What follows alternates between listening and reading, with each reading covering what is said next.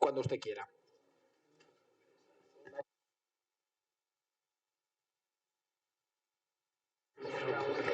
Buenos días. Hemos superado ya los problemas técnicos, ya podemos empezar. Bueno, yo soy Miguel Bregel, como ha comentado el presentador, soy inspector de educación, vengo en representación del Servicio de Inspección de Educación de la Dirección Territorial de Valencia. Veo mucha gente joven, supongo que alumnos, alumnas de magisterio. No sé si saben ustedes lo que es un inspector de educación. Un inspector de educación básicamente tiene tres funciones: supervisión de los centros educativos, asesoramiento a los centros educativos y a la comunidad educativa y, por último, somos los ojos de la administración, los que informamos a la administración de todo aquello que acontece en los centros educativos. He resumido un decreto, una orden, una resolución y lo que especifica la LOE respecto a la inspección de educación, para que vean ustedes lo que hacemos los inspectores. Los inspectores no somos abogados, no somos policías, somos docentes. Si alguien de aquí, seguramente alguien de aquí será inspector el día de mañana. Yo hace unos años, hace 12, 13 años estaba ahí sentado, me oposité para ser docente, luego vi que me gustaba el tema de normativa, el tema administrativo y di el paso a opositar para ser inspector de educación. Seguro que alguno de ustedes el día de mañana será inspector de educación. Bien, lo bueno del inspector es que tiene varias perspectivas, porque como previamente hemos sido docentes, hemos visto, hemos analizado aquello que acontece en los centros como agentes activos. Y ahora lo vemos desde fuera. Y vemos además muchos centros educativos. Y sí que les puedo decir que uno de los temas, de los problemas que más nos llega a la inspección es la convivencia escolar. Hemos tenido cada vez casos más graves de acoso, ciberacoso, tentativas de suicidio, suicidios consumados, agresiones sexuales. A la inspección nos llega todo esto. Es algo que nos preocupa ya a nivel de preocupación o a nivel de intervención de la inspección y otros agentes de la Consellería de Educación, y ha superado a quejas, por ejemplo, por reclamación de calificaciones, por reclamación de títulos. Esto ya ocupa prácticamente, y aquí puedo hablar casi en nombre de los 140 inspectores de la Comunidad Valenciana, tanto de Castellón, Valencia y Alicante, ocupa el primer lugar de intervención. La principal actuación de la inspección es el tema o el asunto de la convivencia escolar. La convivencia escolar, los centros educativos, al fin y al cabo, son realidades sociales, son ecosistemas donde los alumnos pasan 7, 8 horas diarias en estos centros, hay relaciones, hay conflictos. Si estos conflictos no se solucionan, pueden emerger fuera del centro y, apoyado con las tecnologías de la información y la comunicación, lo que ven en las redes sociales, pues acaban con problemas muy graves. Me quedo con la primera intervención donde se hablaba de la importancia de la prevención, y ahí es donde tenemos que poner el foco. No obstante, cuando la prevención no es suficiente, hay que atajar y atender el problema. Si alguien comete cualquier tipo de hecho, no voy a hablar no lo voy a trasladar al ámbito penal, pero si alguien comete un hecho, una conducta contraria a la convivencia de un centro muy grave, pues evidentemente tiene que tener unas repercusiones. Analizaremos qué nos pone la norma a nivel de la Comunidad Valenciana respecto a este tema, porque es bastante polémico, porque cuando la política entra tanto a la hora de regular normas, como en el caso de la convivencia, genera, como tenemos el actual decreto de convivencia, pues muchas veces desprotección, indefensión e inseguridad jurídica a los centros educativos. Luego verán de qué les hablo. Esto es a modo de presentación, para que ustedes vean la importancia que tiene la convivencia. Dentro de la convivencia no solo está el acoso, pero nos vamos a centrar en el acoso. Pero como les he comentado, tenemos asuntos de autolesiones, tentativas de suicidio, tenemos cada vez más protocolos.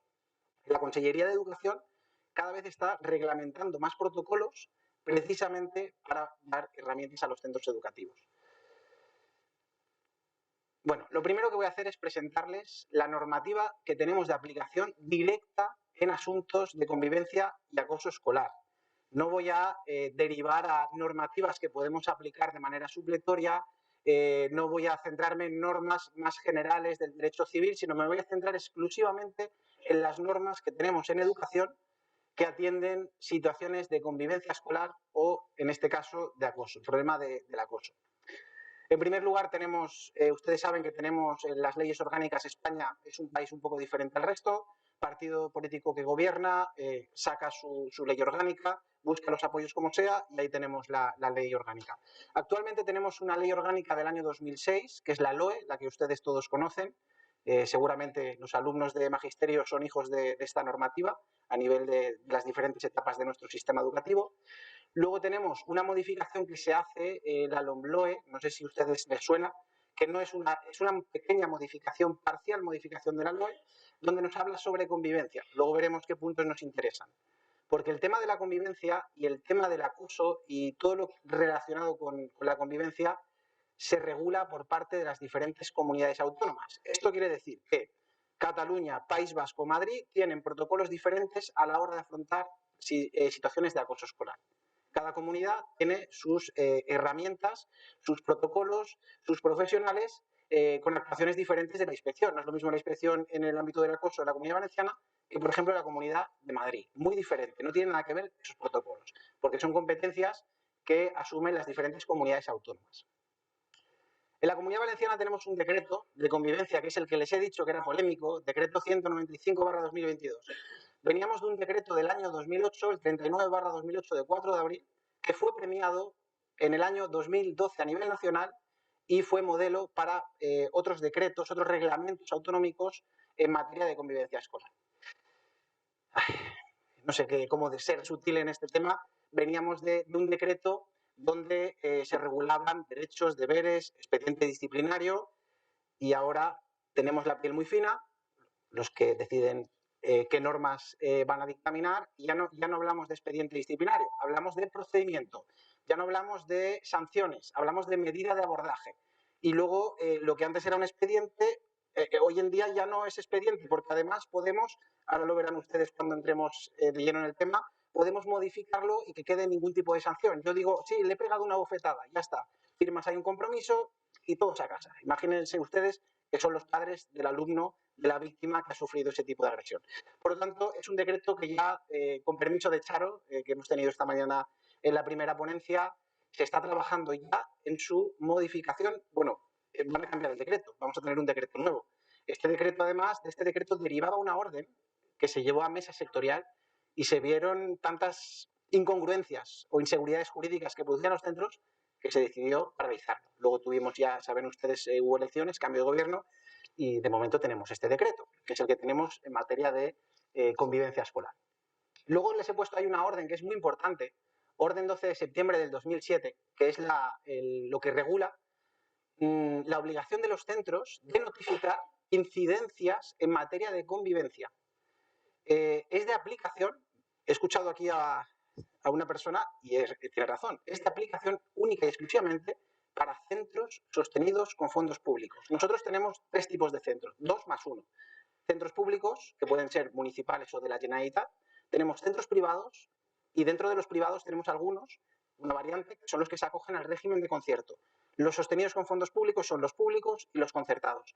Los privados realmente tienen autonomía, pero deben atender también estas situaciones o estos hechos o estas conductas contrarias a la convivencia. Pero tienen autonomía, no se rigen por esta normativa. Pero esta norma, esta orden de 12 de septiembre, es la que obligaba a los centros a notificar incidencias en materia de convivencia. Cualquier tipo de incidencia. Evidentemente, le ha quitado un niño un lápiz a otro, no, pero ha habido una bofetada, ha habido una agresión al profesorado, le ha robado el monedero al profesorado, un padre en la puerta del colegio ha bofeteado a un docente. Les hablo de situaciones que nos pasan en los centros, ¿vale? Que he cogido ejemplos. Pues esos hechos que ocurren en los centros tienen la obligación de notificarlo. ¿Cómo lo notifican? En un primer momento era una aplicación informática y hoy en día es a través de Itaca. No sé si les suena, es la aplicación que tiene la administración educativa. Es de aplicación, ahora les diré a los 3 tipos de centro, lo que pasa es que las obligaciones de los privados son simplemente datos muy identificativos del centro, los concertados tienen más obligaciones para utilizar esta aplicación y los públicos es la única aplicación que tienen a la hora de gestionar el centro. Entonces, los centros educativos deben registrar estas incidencias en esa aplicación, que es Itaca. Y dentro de Itaca, un módulo que se llama PREVI, que viene del Plan de Prevención de la Violencia, y se llama PREVI, es la notificación. Y ahí es donde los centros deben registrarlo. Es muy importante que se registre porque nos va a permitir primero hacer un seguimiento del caso. Cuando a mí, por ejemplo, sale un caso en prensa, muchas veces salen casos en prensa, hace poco hemos tenido casos en prensa de agresiones a profesorado, tema de un cuchillo, no sé si recuerdan, hace un mes, en Villalonga y Alberic, Pues lo primero que se mira es si realmente se ha registrado en el PREVI, porque es lo que va a permitir hacer un seguimiento a la inspección, a las unidades especializadas de orientación que les ha dicho Charo Scritch, la directora general, la primera hora, y para la posibilidad de intervención de otros agentes. Lo primero que te va a pedir la inspección general es consulte si el centro lo ha registrado y deriva de esta orden 12 de septiembre del año 2007. Los centros privados deben notificarlo. Los centros privados, si leemos esa orden, habla de todo tipo de centros, pero luego en las normativas posteriores únicamente habla de sostenidos con fondos públicos. Entonces, yo que llevo una gran cantidad de centros privados en mi zona, sí que me lo notifican, no a través de Itaca porque no pueden, pero sí que me hacen un trámite Z y me notifican la incidencia, porque yo así se lo indiqué, para tener más seguridad jurídica todos los agentes que podemos intervenir. Luego ustedes verán que está la orden 62/2014. Esa orden es la que establece los protocolos que nos ha dicho el anterior ponente, el profesor García, nos ha informado de que había unos protocolos en la Comunidad Valenciana. Están ahí, en esa orden 62/2014, los anexos. Esa orden está vigente, aunque el decreto, si ustedes leen la disposición transitoria dice que esa orden será válida hasta que se publique una nueva orden, sustituya sus protocolos. Cabe decir que esos protocolos, si al llegar a casa tienen tiempo, miran la orden 6214, tienen un protocolo de acoso, otro de ciberacoso, otro de maltrato infantil, violencia de género, agresión al profesorado, agresiones fuera del centro y comunicación al Ministerio Fiscal. Lo he dicho en orden, me lo he memorizado. Ahí está, orden 6214. Pero hay actualizaciones de esos anexos, terminológico principalmente. No voy a entrar mucho en detalle, sino voy a centrarme en lo más estructural, pero hay actualizaciones. Pero esa orden 62/2014 es la que establece los protocolos de aplicación a qué centros sostenidos con fondos públicos. Privados pueden, además lo pone, en el ámbito de aplicación, que creo que es el artículo 2, nos especifica que los centros, esta aplicación a centros sostenidos con fondos públicos y los que no sean sostenidos con fondos públicos podrán acogerse a lo dictaminado, reglamentado por esa orden. ¿De acuerdo? Luego tenemos la orden 23/2021, que es la que regula las unidades especializadas de orientación. Esta mañana Charo ha hablado de unidades especializadas. Tenemos 6 y dentro de esas 6 ya tenemos agentes de convivencia y conducta. Las unidades son orientadoras. Las unidades están conformadas principalmente orientadoras, PTs, trabajadoras sociales. Son profesores de consellería, de la administración, que están en comisión de servicio y su trabajo es exclusivamente, en las que son de convivencia, atender a los centros en esos casos, cuando el centro lo activa. Por ejemplo, yo tengo un alumno con un problema muy grave de conducta y está alterando el centro, pues el centro, a través del registro que les he dicho anteriormente, me notifica, oye, necesito que intervenga la UEO. Y la UEO son los profesionales, los que van a hacer el aporte técnico. Yo puedo hacer el asesoramiento jurídico, pero yo no soy orientador, yo no soy psicólogo, no tengo ni idea de psicología. Muy básico de la carrera. Y son los orientadores, la web, los que van a atender a estos centros, les van a asesorar y van a decir cómo tienen que gestionar el conflicto, ¿vale? Y luego tenemos una resolución de 14 de julio del 2023 que lo que hace es concretar un poco más de lo que estaba el protocolo de acoso y ciberacoso, que es principalmente lo que nos vamos a centrar hoy, ¿vale? Queda clara la normativa, simplemente les he puesto, hay mucha más normativa, pero esta es la que afecta directamente, la que un director de centro, un docente debe conocer. Cuando ustedes trabajen en los centros, sea público o privado, esto lo deben conocer, porque ya les he dicho que la gran parte de las quejas y problemas que tenemos son en materia de convivencia. Y esto hay que, para que vean, yo no llevo muchos años en la inspección, soy bastante joven, o era, 4 años en la inspección llevo. Las únicas veces que he hecho informes para un órgano judicial han sido por temas de acoso, todo denuncias de acoso. Acoso, acoso, acoso, acoso. Nunca ha ido por reclamación de notas, nunca ha ido por un insulto, no, acoso. Las únicas veces que me han pedido informe, que han sido 4 veces, por tema de acoso, para que ustedes vean la importancia que tiene esto. Al final les pondré algunas sentencias donde se condena a centros educativos, como ha dicho, a soltar dinero por no llevar a cabo una actuación adecuada en tema de protección de los menores. Y es muy importante lo de hacer la vista gorda, no lo he puesto en la normativa, pero la ley 26/2018 de garantías de la infancia y la adolescencia, que es una ley nuestra, de la Comunidad Valenciana, en el artículo 92 hace referencia al deber de notificación. Si yo soy docente y veo que le están acosando, no puedo hacer esto, miro al otro lado. Lo entendemos, porque además hay incluso al artículo 11 del Código Penal podríamos aludir. Por lo tanto, esto se puede hacer cada vez más hay que atenderlo, porque si no se nos puede ir de madre, ¿de acuerdo? Bueno, voy bien de tiempo, ¿no? ¿Vamos bien? Voy a ser lo más concreto posible. A nivel de introducción, para que ustedes vean la importancia que le otorga nuestra normativa, ustedes saben que la ley orgánica es la que regula la educación, derecho fundamental, por eso se regula por una ley orgánica. Actualmente tenemos la LOE con modificaciones de la LOMLOE y también tenemos la LODE del 85, que aún está vigente, algunos artículos, que es la que, por ejemplo, regulaba derechos, deberes y regula consejos escolares, por ejemplo, de los centros privados, de centros concertados. Principios que nos marca. Uno de los principios que nos marca la LOE es precisamente la educación para la convivencia, el no acoso, la prevención. Todo esto que hemos comentado es un principio de nuestro sistema educativo. Cuando hablamos de que es un principio del sistema educativo, quiere decir que esto es de aplicación a todas las etapas, desde los más pequeños, que son infantil de primer ciclo, hasta los más mayores, los de adultos. Yo he trabajado en adultos y he tenido problemas de convivencia. Yo trabajaba en Montanejos, no sé si lo conocen, en el centro de adultos, y yo tenía problemas, algunos problemas de convivencia en algunos grupos donde gente de 60, 70 y 80 años. Es decir, este principio, problemas diferentes, evidentemente, pero habían problemas de convivencia. Y ahí es muy importante que este principio lo tengamos clavado en cualquier tipo de actuación. Normas de organización y funcionamiento. Antes, un señor, un caballero, ha dicho, lo importante es que los centros tengan un reglamento y régimen interno. ¿No? Más o menos era así lo que ha comentado el compañero. Es así. Los centros tienen que tener normas de organización y funcionamiento. En la LOE, en el artículo 124, lo que nos dice es que todos los centros tendrán normas de organización y funcionamiento. Pero ¿quién lo regula eso? ¿Dónde se concreta que debe tener ese documento que forma parte del proyecto educativo de centro? Lo regula cada comunidad autónoma. Madrid, Cataluña, Comunidad Valenciana, modelos totalmente diferentes. Bueno, en los últimos tiempos, Cataluña y Comunidad Valenciana, muy parecido, pero hoy en día bastante diferente. ¿Qué debe contener las normas de organización y funcionamiento? Bueno, si ustedes quieren saber con concreción dónde aparecen las normas de organización y funcionamiento que debe contener, en los decretos que tenemos de que marca el ROF, el ROF, decreto 252 y 253 2019, 29 de noviembre, que regula el funcionamiento de los centros, ahí les pondrá normas de organización, debe contener esto, esto, esto, esto y esto, ¿de acuerdo? Y luego lo que tenemos anualmente, que no es de aplicación a todos los centros, solo a los sostenidos con fondos públicos, son las instrucciones de inicio de curso que se llaman, que son resoluciones del Secretario Autonómico de Educación, donde ahí también nos especifica que debe contener las normas de organización y funcionamiento.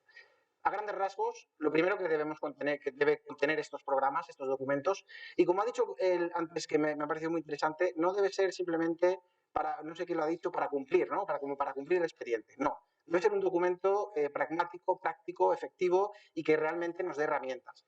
Deben tener estrategias de prevención. Hemos hablado antes de prevención a nivel técnico, ustedes ya han conocido algunas estrategias. Si nos centramos en la normativa autonómica, nos dice que a nivel de prevención pues podemos trabajar de manera dialógica, el aprendizaje-servicio, que es una metodología que supongo que están dando en didáctica, donde yo tengo una necesidad social y los contenidos o los saberes que llaman hoy en día los enfoco de manera que voy a atender esa necesidad social. También es una forma de prevenir, sobre todo en términos de valores, ¿no? Los valores que puede ir adquiriendo el alumnado. Luego la tutoría entre iguales, que saben que pues tutoría entre iguales es cuando un alumno tutoriza a otro de un nivel superior, de un nivel inferior o de su propia clase. También va un poco en esa línea, en lo que es los valores del respeto, solidaridad, acompañamiento, etcétera. Pues también nos otorga valores que pueden supuestamente, yo no soy experto en la materia y no tengo evidencias científicas, que puede reducir casos de acoso o problemas de convivencia. Cooperación. Metodologías cooperativas. Hace unos años que está de moda la cooperación, aprendizaje cooperativo. Yo no me dejo llevar por modas, pero sí que veo que en el aprendizaje cooperativo, pues a diferencia de la colaboración, que es un poquito más externa o fuera del grupo, cuando hablamos de cooperación, ahí tenemos que interactuar. Entre los dos vamos a desarrollar este contenido y eso conlleva respeto por la opinión del compañero, tolerancia, todo lo que estamos hablando. Mediación es algo que también se está potenciando y tiene que tener las normas de organización y funcionamiento. Hay localidades, ayuntamientos en la provincia de Valencia que llevan a cabo programas de mediación con el alumnado. Es decir, forman a los alumnos de los niveles superiores, quinto, sexto de primaria o incluso secundaria, y con esta formación luego hacen de mediadores en el propio centro. Tenemos además la suerte de la Comunidad Valenciana, un centro en Puzol, en el año 2015 ganó el Premio Nacional de Convivencia Escolar, que ustedes pueden ver en la página web, que está explicado con diapositivas el programa, y se basaba principalmente en la mediación, mediación de profesor-alumno, mediación alumno-alumno, es decir, era una estructura brillante que podrían analizar cuando quisieran ver ejemplos de mediación. Y luego prácticas restaurativas, es lo que nos dice nuestro decreto, que deberían contener las normas de organización y funcionamiento. También las medidas de abordaje. Lo que ha hecho nuestro decreto es, como le ha dado fobia que ponga sanción, ahora digo medidas de abordaje. Es el equivalente a una sanción. Es decir, si yo te digo, perdón, si yo digo que tú no puedes asistir al centro 15 días, es la sanción que tienes. Tú tienes un hecho, fundamentación jurídica y tienes la consecuencia a través de un procedimiento que ahora explicaremos. Hoy en día se llaman medidas de abordaje. Hasta que se publique el nuevo decreto, que ya está muy avanzado, medidas de abordaje. Los protocolos. Los centros públicos y concertados tienen protocolos regulados normativamente, pero los centros pueden concretarlos un poco más, pueden concretarlos, porque el protocolo al final, el derecho objetivo, nos marca generalidades, pero son los centros los que en sus normas de organización y funcionamiento esos protocolos los tienen que concretar. Si pone que voy a formar un equipo de intervención, ¿quién lo va a formar? ¿En qué plazo se reúne? ¿Qué va a hacer? ¿Qué documentos utiliza? Todo eso hay que concretarlo. Tiene que ser un documento fuerte del centro. Y luego las normas del centro. Evidentemente los centros tienen autonomía, pero saben ustedes también que las normas no pueden ser que no venga con gorra o que no. Son normas que siempre deben respetar los derechos y libertades de todos los alumnos. ¿Qué dificultades tienen los centros a la hora de afrontar situaciones de acoso, situaciones de problemas de convivencia, pero nos vamos a centrar en acoso? Antes, no sé si recuerdan, el ponente anterior ha dicho tienen que saber de derecho penal, derecho administrativo. Es uno de los problemas. Derecho objetivo, docentes, formación en derecho, muy poca, muy poca. Conocen normas educativas, en los protocolos hay derecho administrativo. Pues, nos habla de delito penal en los protocolos. ¿Qué es un delito penal? Yo como docente a lo mejor no lo sé. Derecho civil, responsabilidad solidaria, son términos que vienen de los diferentes ámbitos o sectores de nuestro ordenamiento jurídico y no hay formación. Y es uno de los puntos que yo creo que se debe mejorar, es la formación jurídica, porque no es lo mismo la realidad hace 30 años a la hora de solventar un conflicto a hoy en día. Yo tengo un antiguo expediente disciplinario en un centro mío y me viene el padre con 2 abogados reclamando, ahora veremos el protocolo, pero me viene reclamando o me dice, no, es que aquí no me has notificado. Y el centro, con buena fe, actuando como dice el Código Civil, como un buen padre de familia, lo que hace es notificarlo por correo como considera. Y entonces es muy importante la formación, no solamente a nivel pedagógico, sino a nivel jurídico. Así que animo también a aquellos que se encargan de la formación inicial que potencien la formación normativa. Los directores, por ejemplo, de centro educativo tienen un curso de directores y el curso es muy superficial en nivel de normativa.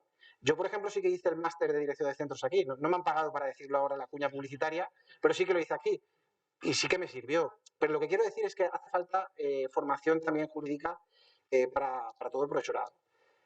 Colaboración, los padres, las familias. No quiero echar la culpa a las familias, porque hay muchos agentes que, pero muchas veces yo he agredido a alguien y el padre no dice por qué la has agredido, te vas a enterar. O no, el padre, pero él que te ha dicho antes, pero ¿qué te ha dicho la maestra? Él la ha cogido de aquí. Estamos en un punto donde se miran muy con lupa al otro y no a lo que ha hecho mi hijo. Yo cuando hacía algo inadecuado en el centro, yo tenía respeto, miedo, temor, como queráis decirlo, a las consecuencias en mi casa. Hoy en día ha cambiado eso. Pues nosotros lo vemos desde la inspección. Eso se ve. Ya no es lo mismo. Incluso hay familias que llegan hasta el final. El tema de abogados, es un tema que tenemos. Y luego tema de redes sociales. Redes sociales han generado nuevas formas de acoso. Hay compañías, pues, por ejemplo, desde fotografías donde se hacen memes, van a redes y eso, las consecuencias sobre las víctimas son iguales o superiores, porque estamos hablando de 24/7, 24 horas, 7 días a la semana, que ese acoso fuera del centro, a través de medios digitales, puede aparecer. Vale, características, voy a ir bastante rápido, características del acoso de acuerdo a nuestra normativa. Fíjense que les he marcado las 3 primeras, las 4 primeras. Primero tiene que haber una intencionalidad, debe haber dolo, es decir, voy a fastidiarte, voy a llevar a cabo una conducta abusiva con violencia física, material, cualquier tipo de situación que te va a generar un perjuicio, te va a generar en tu vida cotidiana, pues bueno, te va a generar un malestar, no vas a estar bien. Tengo que tener intencionalidad. Debe ser reiterado. No es una situación que ocurre el miércoles a última hora, en la última sesión, en educación física. No, debe ser algo sistemático, que se va repitiendo en el tiempo. Luego, un desequilibrio de poder, donde la víctima o supuesta víctima se encuentra en una situación por debajo que le impide enfrentarse o confrontarse. A nivel, puede ser físico, puede ser cognitivo, psicológico, hay 1000 tipos. Luego debe haber una situación de indefensión, donde habitualmente el acoso, por los casos que tenemos nosotros, acoso a nivel escolar, hay muchas veces donde no es individual, sino suele haber un grupo, porque además la gente suele unirse al que ven más fuerte en los centros educativos, depende un poco del nivel educativo. Y es lo que nosotros percibimos. Y esto, claro, te genera cada vez una situación más de indefensión, porque llega a otros grupos. Y si yo estoy en tercero de la ESO-A, los de tercero B que son amigos también lo saben y cada vez se puede hacer más grande. Y de la importancia, prevención y sobre todo intervención. Hay observadores pasivos, hay muchos observadores pasivos. El que no puede ser observador pasivo en la vida es el profesorado. Ese tiene que actuar. Hay que remangarse. El año pasado, desde USIE, el sindicato al que representamos, tuvimos una jornada formativa donde tuvimos Amparo Salón, jueza y a una magistrada, que nos hablaron sobre el tema del acoso. Uno de los problemas es que a veces, claro, eso te va a generar problemas. Es que enfrentarte a una situación de acoso es un problema para el centro. Porque te va a generar conflictos, te va a generar aplicar un protocolo. No es agradable, no es ir ahí a hacer una actividad. No, es arremangarse y es feo, no es bonito. Y ahí es uno de los problemas que los centros a veces, pues no. Bueno, no hay acoso, no, vamos a actuar, ¿de acuerdo? El acoso escolar también puede ocurrir, lo que nos marca, esto está sacado, este extracto es de la resolución que les he comentado, de julio del 23. El acoso también puede suceder de manera que muchas veces el adulto no es consciente porque pues, utilizan palabras, utilizan motes que a lo mejor tú no le das importancia. Entonces, el profesorado debe estar muy vivo, muy activo en todas las relaciones sociales que se dan en los centros. Hay que estar encima. Tutorías individualizadas, como han comentado, perfecto. Hay que estar encima para evitar este tipo de situaciones. Porque nosotros lo vemos desde fuera. Yo actúo normativo, pero imagínense cuando tengan hijos, que su hijo puede ser la víctima de esta situación de acoso. Luego tenemos ciberacoso. Ciberacoso, de acuerdo a nuestra resolución, nos dice que es con medios digitales, que es duradero, reiterado en el tiempo, que hay un daño intencional, es decir, es doloso, no es que he gastado una broma, sino que voy a hacer daño, voy a hacer este meme. Yo he tenido estos casos en mis centros. Y además son muy difíciles de abordar el tema del ciberacoso. No puedo cogerle el móvil al niño. Es complicado. El ciberacoso nos cuesta más que situaciones de acoso. El ciberacoso, yo no puedo coger el móvil. Si un docente le coge el móvil al alumno y mira el móvil, ahí tenemos un problema. Si el padre está asesorado, tiene un problema el docente. Entonces hay que tener mucho cuidado. Si la familia quiere enseñarnos el móvil, perfecto. Si no, no podemos hacer nada. Eso hay que tenerlo en cuenta. Bueno, estas son otras características del ciberacoso. Principalmente, lo más importante, lo que yo veo que afecta más también o que caracteriza, es que estamos hablando de un acoso que no es en horario escolar, que puede ser sábado, puede ser domingo, puede ser de madrugada. Imagínense la situación que tiene que pasar ese alumno con todos esos insultos, memes que puede recibir. Protocolo de acoso. Orden 6214 y concreción en la resolución. Voy a intentar explicarlo muy práctico, muy pragmático. A diferencia de cómo está en la norma, que nos lleva arriba, abajo, a derecha, a izquierda, lo voy a intentar explicar muy cuadrado. Primero, cuando yo detecto una situación o supuesto situación, soy padre, soy madre, soy tío, soy agente de la comunidad educativa, lo tengo que comunicar. ¿A quién? ¿A la policía? No. En el caso escolar, lo tenemos que comunicar a la dirección. Es que yo con el director no lo veo, pues se lo digo al tutor, se lo digo al de educación física, al de pedagogía terapéutica, se lo traslado. Y la obligación de ese docente es trasladárselo a la dirección, porque es el máximo responsable del centro. Es el responsable del centro. Es el que tiene que iniciar el protocolo. ¿Qué me he encontrado yo? Cuando se comunica, hace muchos años, cuando se comunicaba acoso, muchas veces el director te decía, no, me ha dicho que tiene acoso, pero no es acoso, que yo lo conozco, que es un bandido, que en clase... No, principio de veracidad de la víctima. Me dice que hay acoso, yo lo escucho con respeto, con sigilo, confidencialidad. E inicio el protocolo. Si nos da igual catalogarlo como acoso o no. Lo importante es que haya un plan de intervención donde se solucione el problema. Esto nos lo trasladaban las juezas en una ponencia. Lo importante, ¿para qué ponerle el nombre? Evidentemente, protocolos de acoso. Pero al final, a nivel escolar, hay que solventar la situación. Hay que resolverla, es lo que se busca. Y que no quede una situación, tú has hecho algo mal, pues hay unas consecuencias. Tú has generado este perjuicio, pues tienes unas consecuencias. Y esta persona no tiene por qué aguantar que actos humillantes, degradantes. Eso es lo que hay que hacer. Entonces, uno de los problemas que es común, lo hemos comentado con compañeros, cuando salió la orden, muchas veces se paraban el primer punto, porque decían, no, es que no hay acoso. Pero bueno, ¿has hecho protocolos, has investigado, has recogido información? No, pero es que conozco a este niño, siempre está... No, inicia el protocolo. Eso es lo más importante. ¿Cuál es el segundo paso? La dirección del centro, el equipo directivo, lo que tiene que hacer es, primero, una medida de urgencia que es atender a ese alumno, aumentar la vigilancia, lavabos, cambios de clase, vestuarios de educación física, entradas, salidas, hacer ahí una tarea policial de supervisión y observación. Acompañamiento a la víctima. Eso es lo inmediato. Estamos hablando de que en el momento que la comunicación, eso tiene que ser ese mismo día, no puede ser la semana que viene lo vamos a hacer. Ese día, ya, lo haces ya. Después lo que se hace es constituir el equipo de intervención, que la norma es muy generosa y dice 24 horas. ¿Qué 24 horas? Ese mismo día tienes que constituirlo, esa misma mañana tiene que estar constituido el equipo de intervención. Lo tenemos que tener. El equipo de intervención es un órgano que crea el centro, que está compuesto mínimo por alguien del equipo directivo, el director tiene que estar ahí porque es el máximo responsable, tiene que formar parte el orientador, tiene que formar parte el tutor y otros agentes que considere el centro. Mi recomendación, el coordinador de igualdad y convivencia tiene que estar ahí. Tengo un docente que es muy bueno tiene experiencia, formación en mediación, en conflictos y conocimiento. Ahí lo quiero, en el equipo de intervención. El equipo de intervención lo que va a hacer es organizar todo lo que se va a hacer, todo el protocolo. ¿Qué es lo primero que hace el equipo de intervención cuando se reúne? Primero, hacer un plan de trabajo. El equipo de intervención dice, vale, tenemos esta situación, vamos a ver qué responsabilidad tiene cada uno y cómo recogemos información. Y a partir de ahí es donde se planifican las entrevistas que se van a llevar a cabo, dónde, en qué momento, cómo se va a registrar la información, la temporización de las actuaciones, un documento donde quede muy claro todo lo que se va a hacer, un plan de trabajo. El director, de manera paralela, registra la situación de, en este caso, acoso en Itaca, el Previ, que les he comentado anteriormente, que los privados no pueden hacerlo. Tendrán otros mecanismos, pero no pueden hacerlo. Lo tienen que registrar en el Previ y no sabemos aún si hay acoso o no hay acoso, de acuerdo a la norma, pero ya estamos actuando, ya hemos hecho una intervención, una planificación inicial. Hasta el punto 5 no puede pasar más de 1 hora y media, si no llegamos tarde. Lo que no puede ser es, bueno, a última hora que tengo libre, no, ya, urgente, eso es lo primero. Actuaciones del equipo de intervención, como les he dicho, hacer el plan, recoger información. ¿A quién entrevisto?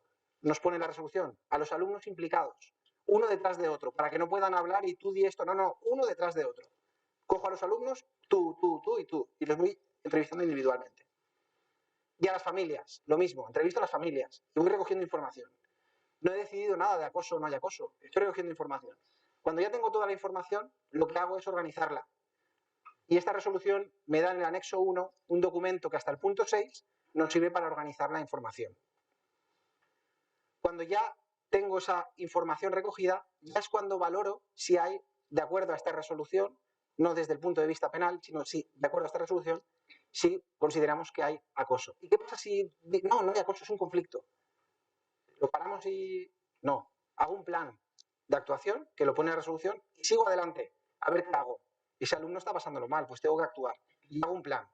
En el caso de que sea acoso, de acuerdo a lo que me marca esta resolución y el decreto 195/2022, como es una conducta gravemente contraria a la convivencia del centro, aplicaré lo que antes llamábamos como un expediente disciplinario, que tiene su miga, ahora veremos, y hoy en día le llaman procedimiento ordinario. ¿De acuerdo? Se comunica a las familias. Ahí es cuando muchas familias, pues ahí empiezan los problemas. Porque la familia del supuesto acosador, mi hijo no hace nada, que el otro le dijo, ahí empieza. Ese es el pan de cada día. Luego tenemos las notificaciones. Cuando ya he acabado ahí, lo que pasa, pone puntos 6 y 7 separados, pero muchas de las actuaciones son simultáneas en el tiempo. Lo que pasa es que para organizarlo un poco más, las hemos separado. Lo notifico en el Previ, que ya habíamos iniciado la notificación de, oye, me ha pasado esto. El Previ aparecen varios epígrafes y tú vas rellenando tipo de violencia, víctima, pero no pones datos personales del alumnado. Pues alumno de sexto de primaria, alumno de tercero de la ESO, y tú vas registrando los datos. Cuando ya digo, aquí hay acoso, notifico en el PREVI y concluyo la notificación. Lo notifico también a la Comisión de Igualdad y Convivencia. Los centros educativos tienen el Consejo Escolar, que si habéis dado organización didáctica y escolar, es uno de los órganos colegiados, tienen una comisión que se llama Comisión de Igualdad y Convivencia. Pero a la Comisión de Igualdad y Convivencia no se le dice Pepito Flores a cosa tal. Ha pasado una situación de este tipo, este es el estado. Y esto es lo que va a hacer el centro. Se le informa a esta comisión porque puede realizar propuestas de mejora. Inspección, la IE hace referencia a la inspección de educación. Si el centro necesita ayuda, necesita que les ayudemos, lo notifica la inspección. Como lo ha registrado en PREVI, yo ya lo veo y además me envía un correo, un informe explicándome qué ha pasado y qué ha hecho el centro. Y me dice, mira, Miguel, es que necesito además que intervenga la UEO. Pues yo activo la UEO. Nosotros elevamos un informe y el secretario territorial lo autoriza y actúa en la UEO, que son las orientadoras que ha dicho a primera hora Charo Scritch. Don Miguel, necesitaríamos, si puede ser, ir concluyendo. Concluimos. Y por último, fíjense, en el caso de que la norma pone lo que hemos dicho antes, de que hay que saber de delitos de normativa de carácter penal. Si nos pone específicamente, en el caso de que haya un supuesto delito de carácter penal, se comunicará al Ministerio Fiscal. El profesorado no sabe, si no tiene ni idea de derecho penal. Y es otro de las incongruencias que detectamos en esta norma. El seguimiento. Cuando yo aplico el plan de intervención, el primer mes, semanalmente, el equipo se tiene que reunir, debe hacer un seguimiento y a partir del segundo mes, lo que nos dice la norma quincenalmente, ¿quiere decir que se puede hacer más? Se puede hacer más. Lo que no se puede es menos, ¿de acuerdo? Y el cierre. El cierre es cuando ya ha acabado todo el proceso. Vale, voy a acabar con esta parte porque creo que es muy interesante. Hemos dicho antes que nos habla la nueva normativa que no hay expedientes disciplinarios, hay procedimientos ordinarios, porque el tema de la disciplina hay algunos agentes políticos que les daba miedo, los niños lo van a pasar mal, van a estar traumatizados, entonces lo han cambiado y nos habla de procedimiento ordinario. El procedimiento ordinario, hagan ustedes la traducción con expediente disciplinario a un alumno. El director, cuando tiene esta notificación, lo que hace es iniciar las actuaciones. Si el director considera que sí que hay hechos que deben atenderse o que hay una situación de acoso, lo que hay que hacer es abrir este procedimiento. Ahora bien, yo lo inicio, resolución del director, notificación a la familia, hecho tal, medida de abordaje propuesta posible tal y catalogación como acoso. Artículo 18. En esa resolución, no recuerdo si era la letra H, me pone informar a la familia la posibilidad de acogerse a un procedimiento conciliado. ¿Sabes lo que es conciliado? Conciliado es que el alumno dice, me arrepiento, lo siento, Pepito, por este mes haberte tocado las narices mandándote WhatsApp a las 3 de la mañana, lo siento. Con eso acaba la medida de abordaje. Además dice que la medida de abordaje será las que cree el centro. 2 días sin patio, venga. Esto no puede ser. Pues esto es lo que nos encontramos. Y ahí llegan muchas quejas de las familias con esta normativa que tenemos actualmente. En el caso de que el procedimiento siga adelante, el alumno diga yo no he acosado, yo tal, vale, seguimos adelante. Instrucción, 10 días. ¿El instructor quién es? ¿Es una persona con seriedad? No, es un maestro del centro, un profesor del centro. El instructor tiene 5 días para hacer su tarea de investigación, evacuar diligencias, lo que necesite, entrevistas, uno otro, práctica de pruebas. Y en 5 días, al partir del 6.º día, tras la notificación a la familia, tiene que presentar las alegaciones que considere. Con todo eso, la dirección resuelve. Ahora bien, ojo aquí también la que tenemos. Resuelve el director, resolución a su padre. 15 días sin asistir al centro. El padre, sustituyendo un recurso ante la administración, lo que pone la normativa es que se puede presentar lo llaman como reclamación, utilizan este término, reclamación ante el Consejo Escolar. El Consejo Escolar lo analiza y dice, vale, no es, se puede modificar, entonces el director tiene que hacer una nueva resolución. Si el Consejo Escolar y el director acuerdan que no, que se mantiene la suspensión, 15 días, lo que haga falta, ahí la familia va directamente al contencioso, y eso asusta, va directamente al contencioso. Yo, inspección, no he intervenido para nada aún, dejan al director ahí en primera línea, para que vean lo que tenemos. Les he puesto algunos ejemplos, como vamos muy mal de tiempo, apremia el tiempo. Estos son las consecuencias o medidas de abordaje en caso de que finalmente hay un expediente disciplinario y se resuelva. Pues desde 15 a 30 días naturales, suspensión de algunas sesiones. La más grave es expulsión del centro definitiva. Antes hemos dicho, siempre la víctima cambia de centro. No, podemos llegar a expulsar al alumno, pero tenemos una pared. Fase 1 del procedimiento, procedimiento conciliado, que es obligatorio. Si te ofrecen el procedimiento conciliado y la familia dice que sí, ya no lo puedo expulsar, porque ya no puedo aplicar estas medidas ni seguir el procedimiento. Procedimiento conciliado, lo que les he comentado, únicamente con la aceptación y un compromiso de que me voy a portar bien, ya está, adelante, no pasa nada. Eso es lo que tenemos hoy en día en nuestra normativa y que hay que cambiar, y que van a cambiar. Evidentemente hay algún límite en el procedimiento conciliado. Si yo he acosado a 25 niños 25 veces, pues en la segunda ya no puedo acogerme a este procedimiento porque he vuelto a hacer lo mismo, el mismo hecho o acción punible.